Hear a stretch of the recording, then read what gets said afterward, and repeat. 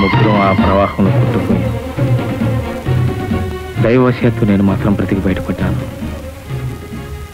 వాళ్ళ కోసం ఎంతో వెతికించాను, కానీ లాభం లేకపోయింది. ఇది మమ్మల్ని దూరం చేయటంతో అలా మేమిద్దరం విడిపోయాం.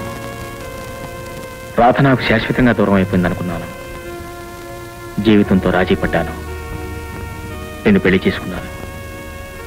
మన సంసారం ఏ ఒడిదొడుకులు లేకుండా చల్లగా సాగిపోతున్న తరుణంలో ఒకనాడు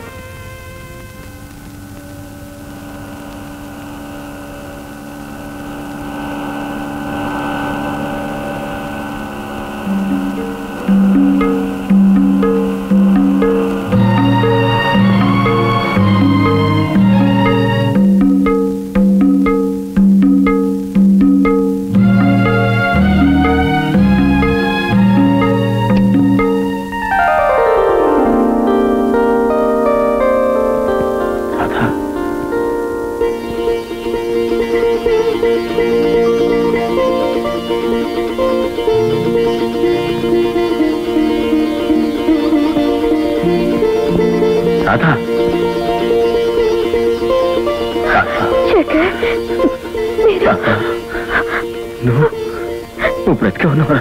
నువ్వు బ్రతికే ఉన్నావా?